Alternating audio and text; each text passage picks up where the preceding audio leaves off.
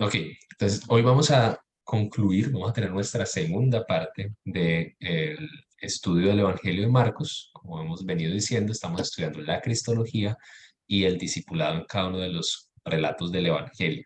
Entonces vamos a empezar hoy por revisar algunas de las cositas que Marcos dice acerca de quiénes estamos llamados a ser los discípulos de Jesús, los seguidores de Jesús, qué deberíamos hacer, y vamos a hacerlo escuchando lo que ustedes mismos han identificado en el texto. Entonces quiero pedirle que cada uno piense en lo principal, en la ideita principal que encontró allí en el texto, la mencione y de pronto si tiene algo muy interesante, usted diga, uy, yo quiero mencionar esto con todo el grupo, lo puede hacer. ¿Listo? Entonces empezamos con don René. Bien, dice, ¿quiénes somos los discípulos de Jesús? Voy a hablar de tres temas para que Alfonsito tenga también participación. Dice que nosotros debemos de estar siempre unidos al Señor. Si alguno quiere venir en pos de mí, tiene que negarse y cargar su cruz y seguirlo. En segundo lugar, nuestra vida está en las manos del Señor Jesús. En tercer lugar, no podemos tener todo y perder nuestra alma, que es el tercer comentario del Señor. Diga, Alfonsito. Muy bien, ellos Gracias. están en Marcos 8:31 al 38. 38, Alfonsito, bien pueda. 35 y 36. Alfonso.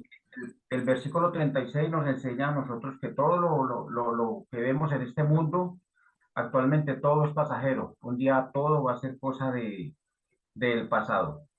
Y con relación a eso, debemos entonces poner, como dice 33, poner la mira en las cosas de Dios, más no en las terrenales. ¿Eso qué incluye? Eso incluye que si yo que quiero seguir a Jesús, debo negarme a mí mismo, incluso para seguir a Jesús, incluso a través de padecimientos. Gracias, Alfonsito. Seguimos con Raquel, ¿cierto? Bueno, en nuestro texto acá leímos que a los discípulos del Señor le estaban dando quejas de que otras personas que no eran del grupo estaban expulsando demonios.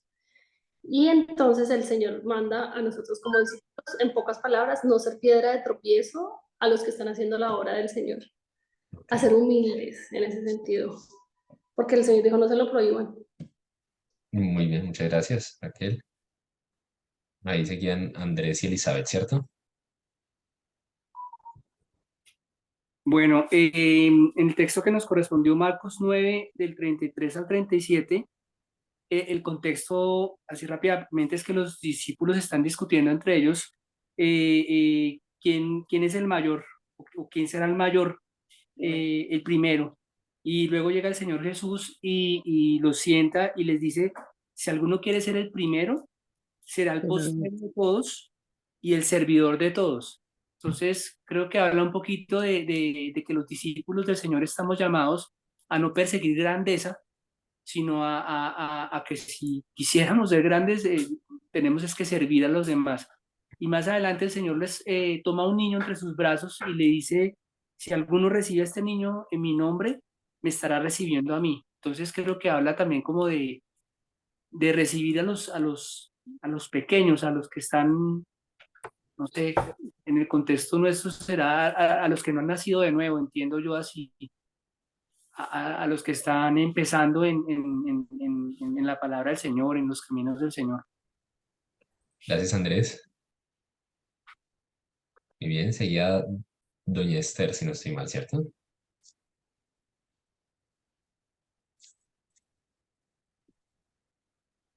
¿Había alguien antes?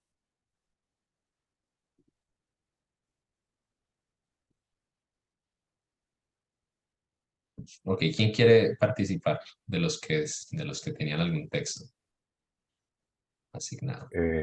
Yo tengo Marcos 10, 35 al 45. La enseñanza allí es que la grandeza del hombre no se mide por cuántas personas tiene a su alrededor sirviéndole, sino al contrario, por servir al otro. y el ejemplo lo da Jesús en el versículo 45, cuando dice, porque ni aun el Hijo del Hombre, viendo semejante grandeza, vino para que le sirvan, sino para servir. Y el contexto es las pretensiones que tienen Jacobo y Juan, hijos de Zebedeo, de codearse ahí estar en primera fila con el protagonista, con Jesús cuando está en su gloria, de sentarse a la derecha y a la izquierda, queriéndose pasar por encima de todos los demás. Muy bien, muy bien. ¿Alguien? Creo que doña Luz también tenía un texto, no sé si Sí, quieren. a ver, pastor, porque lo veo a usted pequeñito, a ver, no importa, pero voy a ver qué puedo.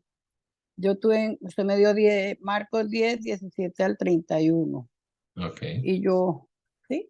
sí, El 10 del 17 al 31. Aquí yo le hice, la salvación es difícil siempre y cuando creamos que nosotros somos los que la conseguimos. Solo Dios es el que la da. Es lo que debemos de siempre pensar, de que no somos nosotros por nuestras fuerzas, por nuestro, ¿cómo se dice? Creernos de que ya con eso estamos salvos. No, es Dios el que nos da nuestra salvación, siempre y cuando creamos en Él y los continuemos de la mano de Él.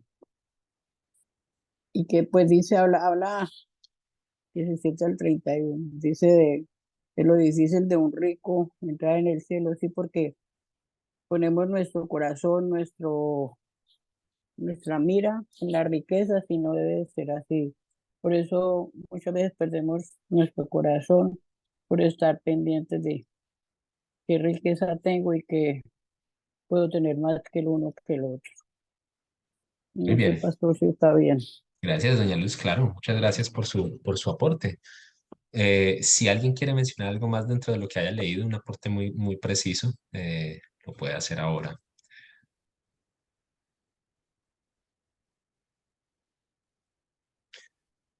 Pues me ¿Vale? gustaría, de hecho, Pastor Juan David, aquí en esta versión, el versículo 50 dice, la sal es buena. De Marcos capítulo número 9, versículo 50, dice, la sal es buena, pero si la sal pierde su sabor, ¿con qué se lo devolverán? Tengan sal entre ustedes y vivan en paz unos con otros. Me llama la atención esta forma de utilizar la sal en esa explicación que da el Señor o en esa recomendación o en esa instrucción, porque es la segunda vez que lo analizo y tiene como un significado importante, ¿no? Tengan sal entre ustedes y vivan en paz unos con otros. Sí, es muy interesante notar la diferencia entre cómo Mateo lo tiene y cómo lo tiene Marcos. Y más adelante, que ya hayamos completado los tres sinópticos, vamos a hablar un poquito de las diferencias y el porqué de algunas de las diferencias y cómo esto puede ayudar a resaltar el énfasis que un escritor particular tiene. No es, bueno, más adelante lo vamos a mencionar, no quiero adelantarme a eso, pero gracias Raquel, me parece muy buena observación. Entonces, algo que dije al principio y quiero reiterar ahorita es que desde el momento en el que Jesús dice, eh, parece afirmar que es el Mesías y empieza a hacer estas afirmaciones extrañas de que el Mesías va a padecer, bueno, él como hijo de hombre va a padecer, lo dice al menos tres veces en estos tres capítulos, está mezclado, como ustedes acaban de notar, con una cantidad de demandas del discipulado. Esto, de alguna u otra forma, está mostrándonos el vínculo directo que hay entre la identidad de Jesús y la identidad de sus seguidores. En un sentido, conocer quién es Jesús y el tipo de Mesías que es, debe marcar bastante el quiénes somos nosotros y el tipo de seguidores que deberíamos ser de Jesús. Quiero concluir la parte de la cristología, el quién es Jesús en Marcos. Para los que no estuvieron hace 8 días, vale la pena que vean el video porque va a ser de pronto un poco extraño lo que vamos a decir a continuación si no vieron la primera parte. Pero si no lo ha hecho, pues no lo haga en este momento y ahorita cuando termine la clase puede ver el video de la clase anterior y de pronto ya entender mejor el rompecabezas completo. Hace 8 días dijimos que hay un contraste continuo en Marcos entre algo que catalogamos como la creciente La fama de Jesús. fama de La Jesús, fama. la Ujú. fama de Jesús que está contrastado con El secreto mesiánico. el El secreto secreto mesiánico, mesiánico. el deseo de Jesús de que nadie conozca que Él es el Mesías. A todo el que lo descubre, Él le dice, muy bien, pero quédese calladito, no le cuente a nadie más. Y así transcurre gran parte de Marcos. Pero veíamos que hay un momento crucial en el que Jesús mismo dice, sí, yo soy, y cita el texto de Daniel 7:14, en el que Daniel ha vinculado a uno como hijo de un hombre que viene para recibir poder y él se lo aplica a sí mismo. Y es el momento tal vez menos apropiado para decir algo así, porque es el momento en el que está frente al consejo, que son los que están determinando si él va a seguir con vida o a morir. Y eso él sabe es la cerecita en el pastel que va a permitir que estas personas tomen partido y terminen asesinándolo. Yo quiero mostrarles algo que es, me parece una de las construcciones, de las formas en las que está construido Marcos, que tiene un poder que a veces nosotros no alcanzamos a dimensionar porque no entendemos o no estamos metidos dentro del contexto en el que fue escrito. Voy a invitarlos a que miren en su material, en la partecita de arriba, les he copiado el texto en griego. Hay unas letras ahí que posiblemente ustedes digan qué le pasó al computador, se trabó, alguna cosa rara tiene. La idea es que ustedes copien el texto abajo en español, pero quería tenerles en griego ahí el texto porque quiero mostrarles eh, cómo empieza el texto. Bueno, aquí tampoco lo copié en español, pero ustedes lo tienen en sus Biblias y ya saben que Marcos 1:1 lo pueden escribir ahí abajo y la idea es que de pronto puedan comparar algunas de las palabritas que están aquí en griego, que es el idioma en el que originalmente se escribió este texto. ¿Cómo empieza Marcos 1? Pues cómo empieza todo el capítulo, todo el libro de Marcos. Obviamente uno sabe que Marcos empieza por capítulo 1, versículo 1. Casi todos empezamos por el 1. ¿Quién me lo lee en español? Yo- Principio del Evangelio de Jesucristo, Hijo de Dios. Muy bien. Aquí ustedes tienen el texto en griego, Arge tu Evangelio Jesús Christou Judioteu. Hay algo muy interesante en la forma en la que empieza este Evangelio. Recuerden para quién se cree que fue escrito el Evangelio según San Marcos. ¿Alguien se acuerda para quién? Para los judíos. Casi, casi, peguen el palo. Para los... Pueden revisar en su material, ustedes tienen ahí atrasito.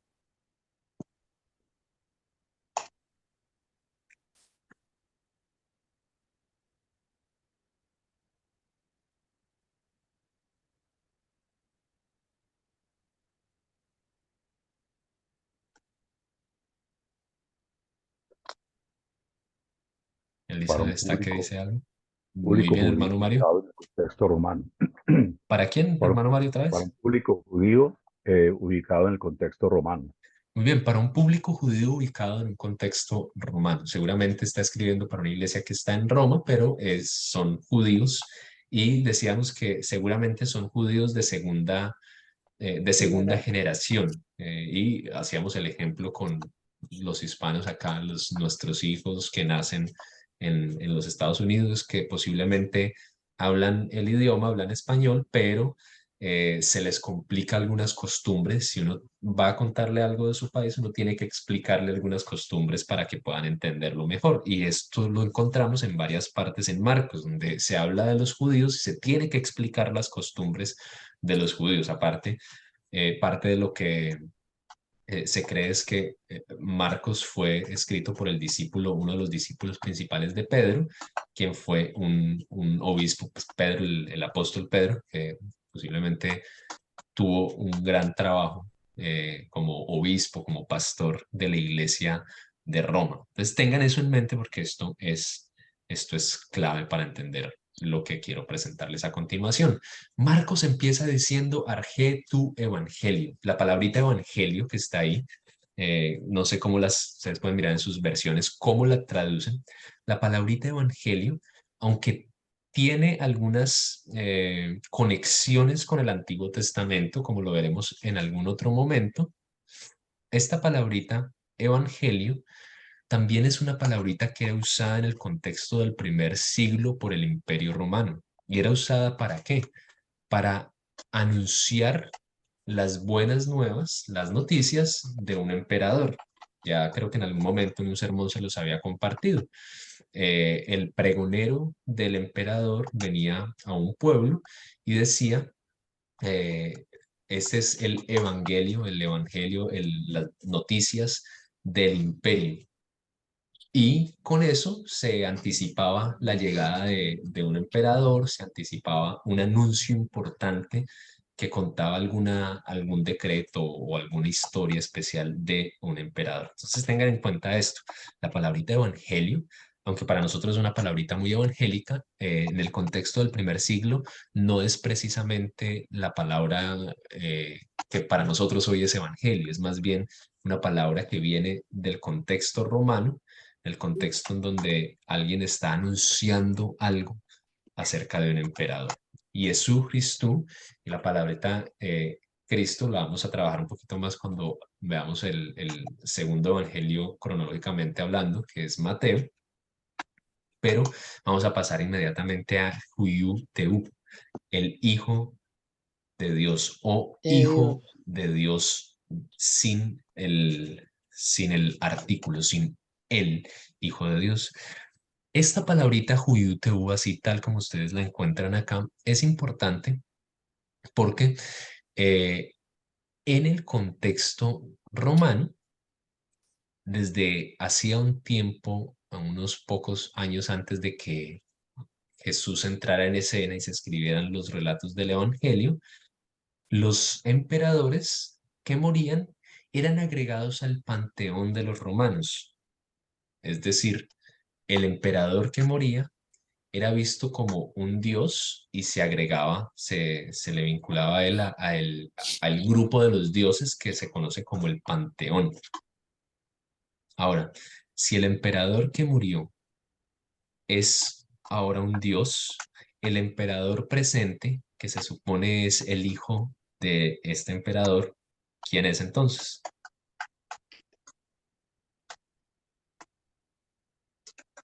El Hijo de Dios. Es un hijo Jesucristo. de un dios. Un hijo de un dios, no precisamente el hijo de Dios. Recuerden que la sociedad romana del primer siglo es una sociedad, y en general la sociedad es politeísta. El politeísmo es lo que abunda en todas partes. El monoteísmo o la monolatría, que es la adoración a un solo Dios, es algo extraño en el mundo antiguo, es algo extrañísimo que solamente ocurre o sea, con algunas excepciones muy pequeñas, solamente ocurre en Israel, en el Israel antiguo y en el pueblo judío del primer siglo. Entonces, el emperador de turno es un hijo de un dios y es muy interesante que, por ejemplo, para la época en la que Pablo escribe Romanos y posiblemente para la época en la que se escribe esta epístola también, algunos de los emperadores que estaban de turno, ustedes saben que no era que fueran los hombres más virtuosos y más honrados, sino que se ganaron su llegada al turno de pronto envenenando a su papá o haciéndole algún daño a su antecesor.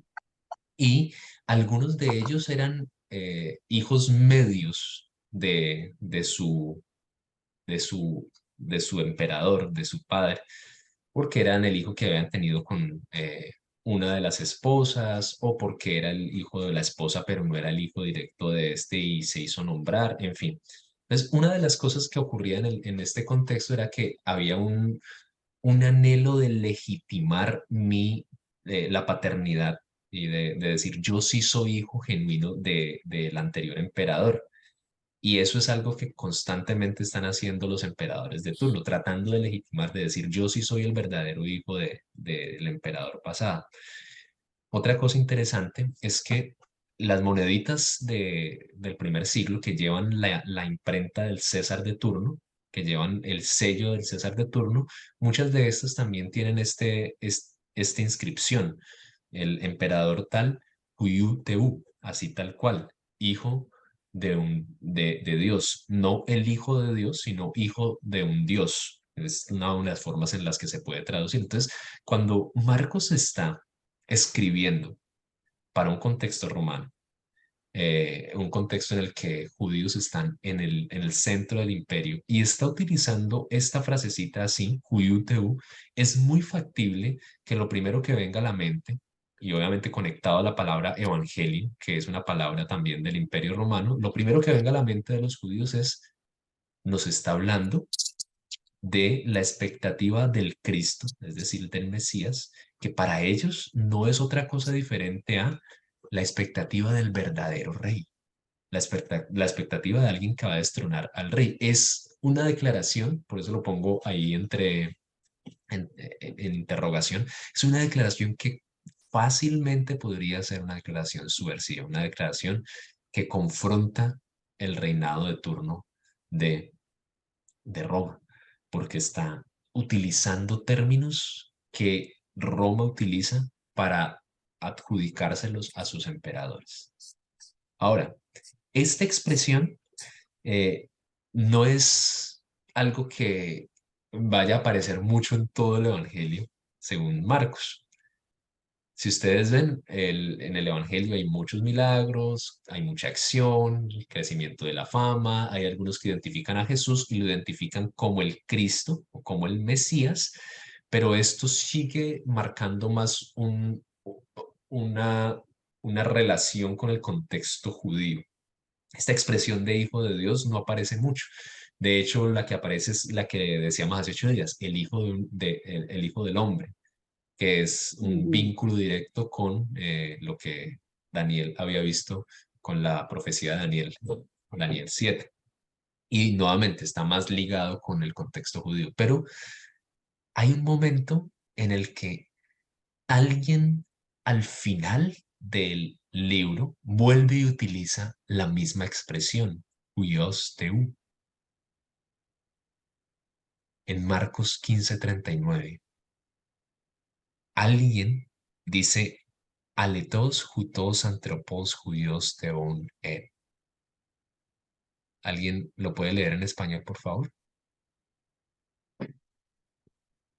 Si quieren, Y yo el se lo leo y Señor, ustedes pueden mirar el contexto. Ah, Pastora, ya lo tiene ahí. y el centurión que estaba frente a él, viendo que después de clamar había expirado así, dijo, verdaderamente este hombre era hijo de Dios. El Hijo de Dios. Muy bien. Verdaderamente, aletos jutos antropos, este hombre era un hijo de Dios, o se podría traducir como un hijo de un Dios también. Ojo, ¿quién está diciendo esto? ¿En boca de quién está poniendo Marcos esto?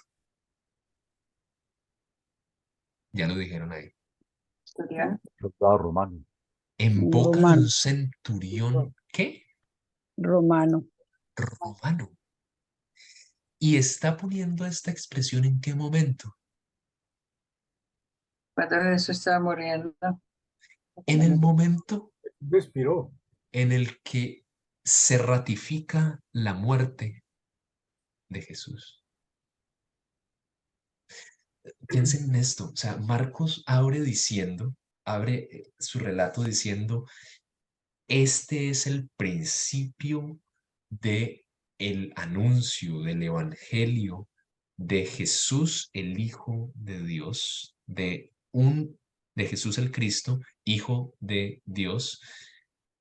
Y aquí nos está poniendo a los que, o sea, pongámonos en los zapatos de judíos que estamos en el contexto romano, que estamos viendo todo el tiempo moneditas con esta misma expresión que llevan la cara del César de turno, que estamos todo el tiempo viendo esta expresión que estamos escuchando, que el César mandó a alguien a dar el evangelio del Juyuteu, del hijo de un dios, del emperador de turno. Y Marcos nos abre con esto, nos deja en expectativa y al puro final, cuando acaban de matar al que él dijo que era el Juyuteu, que era el hijo de Dios, es decir, al rey, pone en boca de un centurión romano que representa la fuerza bruta del imperio, a decir, este de verdad era, podríamos traducirlo tranquilamente como un hijo de un dios. Y posiblemente lo que el centurión está diciendo en ese momento es, este de verdad era un rey, este de verdad era uno, un rey y no debimos haberlo matado. Piensen por un momento en lo que esto significa para los judíos que han estado con la expectativa de su Mesías, que han estado con la expectativa de un Cristo, un Mesías, que los libere del imperio romano, del imperio que es en ese momento su opresor mayor, judíos que están en el contexto de Roma, que están conociendo de primera mano la brutalidad de este imperio, que están teniendo que pagar todo el tiempo impuestos usando las mismas moneditas que llevan la expresión judío, que alguien les escriba un relato en el que el centurión, uno de esos hombres abusivos que toman el poder, se toman el poder por las manos y le hacen daño, que ese centurión esté diciendo, hemos matado a un rey verdadero. ¿Qué puede significar eso para un judío del primer siglo?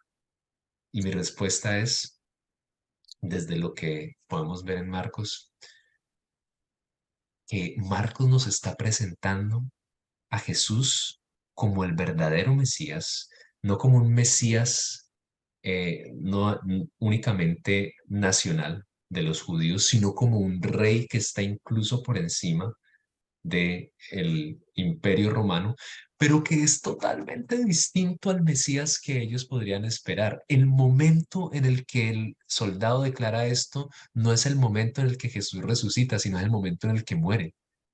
Y esto hace más énfasis todavía en lo que Marcos 10:45 anuncia. El Hijo del Hombre no vino para ser servido, sino para servir y para dar su vida en rescate por mucho.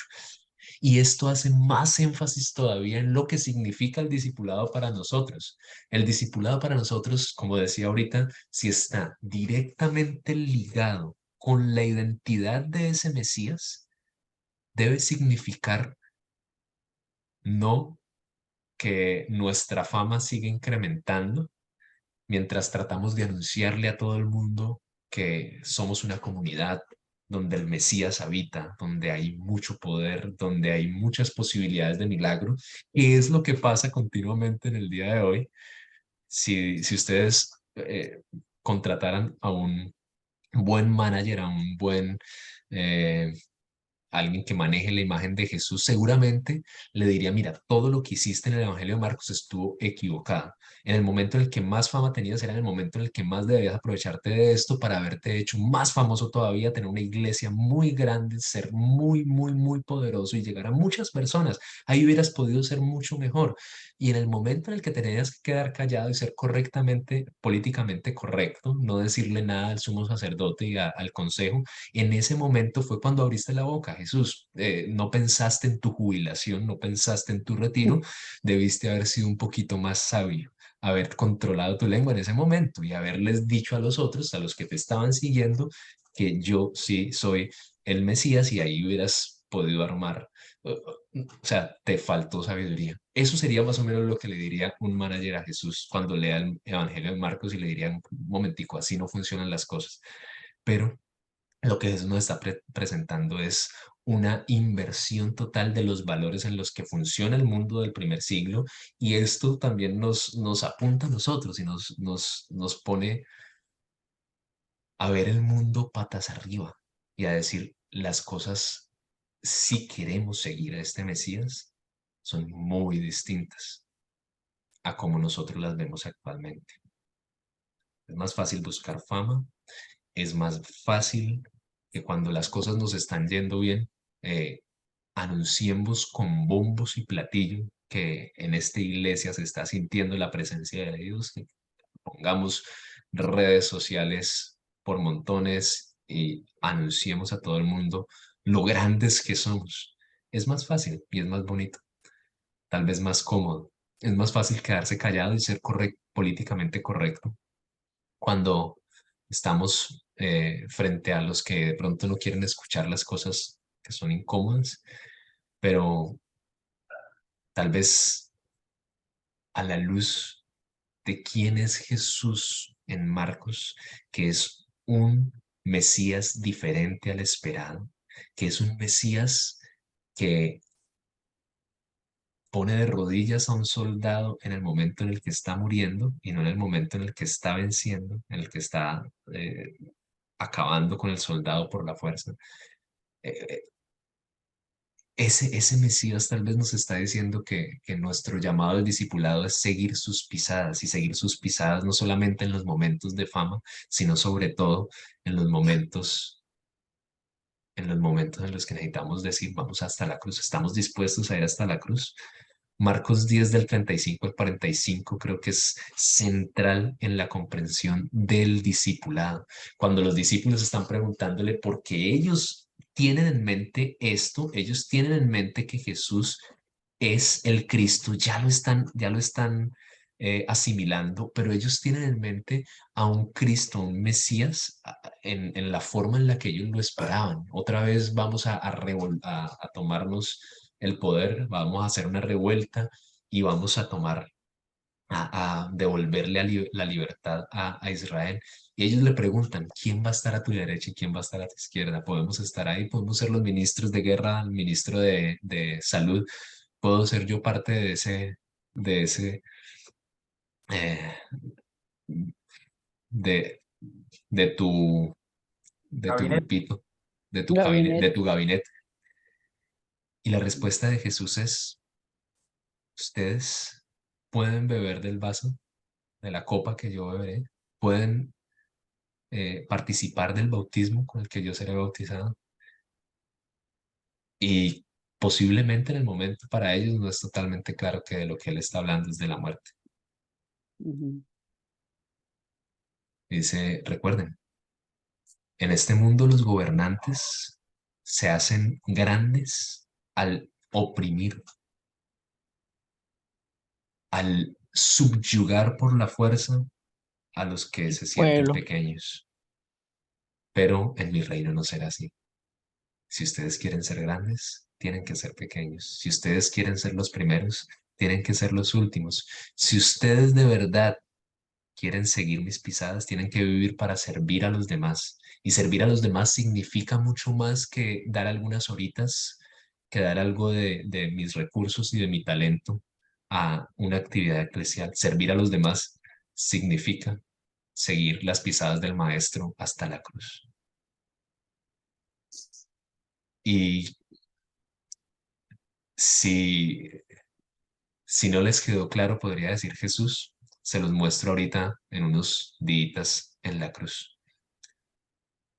Y ahí precisamente en el momento de la cruz, cuando otros le decían, ¿por qué no te bajas? Si ustedes leen toda Ujú. la narrativa de Marcos, van a notar que hay una burla continua, y esa burla está toda relacionada con Jesús como el rey. Si usted es rey, por qué no hace nada? Oh, ¿dónde está el rey? Y le ponen el manto púrpura y le dan cachetadas.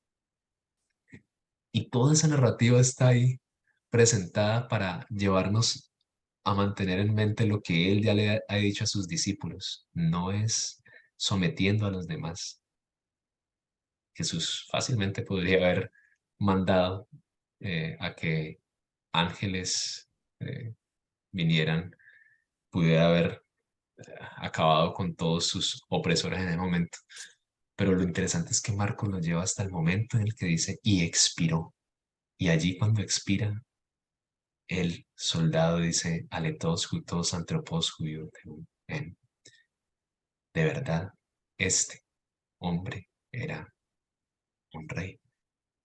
Mostró su reinado, no al someterle, sino al momento en el que está muriendo.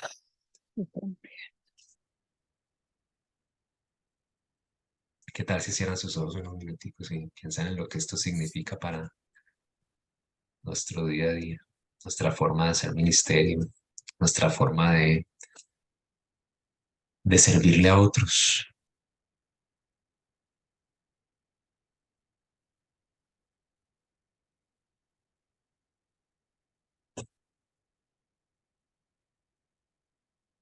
Señor, definitivamente tú excedes todas nuestras expectativas. Eres impredecible y entre más estudiamos tu palabra, más te amamos por quien eres tú. Más nos sentimos confrontados por la forma en la que tú vives tu ministerio, tu reinado. Señor, en esta época en donde tantos pastores, políticos cristianos,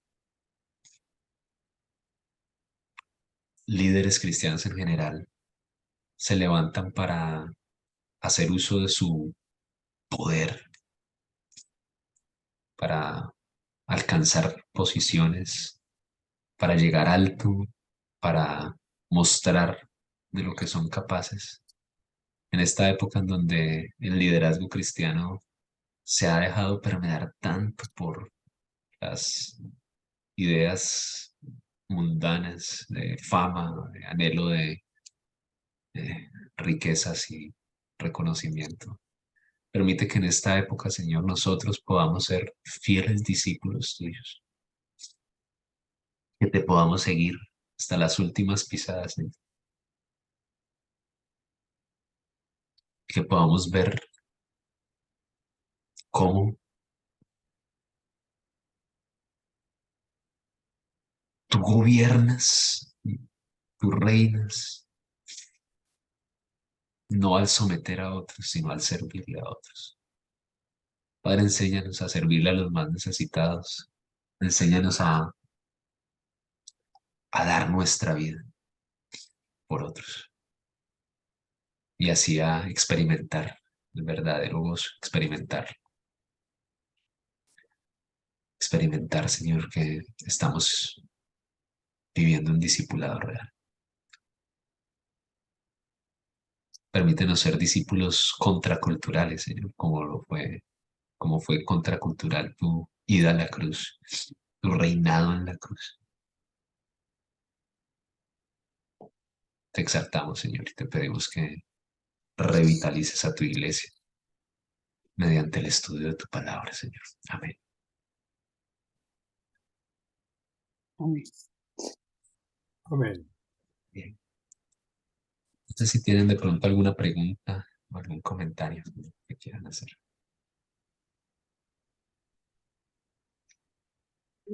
Yo quisiera, digamos que contar o digamos que me llamó la atención sobre el capítulo de Marcos y lo de Hijo de Dios, que pues encontramos que en dos ocasiones el mismo Padre lo afirma como Hijo de Dios, lo reconoce. En la transfiguración dice, este es mi Hijo amado, a él escuchad. Pero también me llamó la atención que también en dos ocasiones, en Marcos 3 y en Marcos 5, los mismos demonios lo reconocen como Hijo de Dios, ¿no?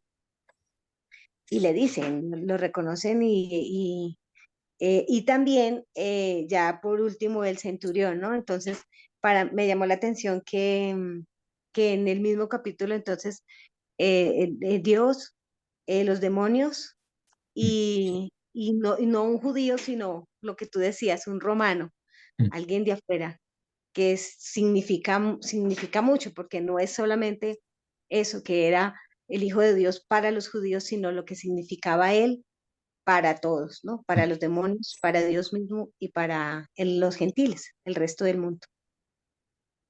Excelente, Elizabeth, excelente apreciación, haber notado ahí los demonios y a Dios Padre afirmando esto muy bien.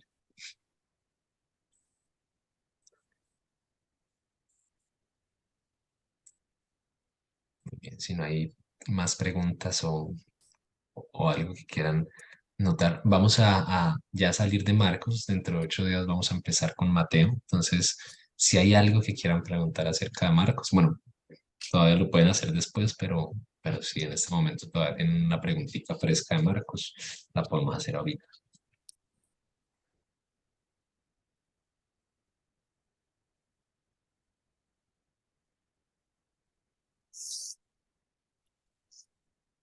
Muy bien, entonces nos vemos dentro de 8 días, si el Señor lo permite, si nos da salud y vida. A los que somos de Chicago nos vemos este domingo.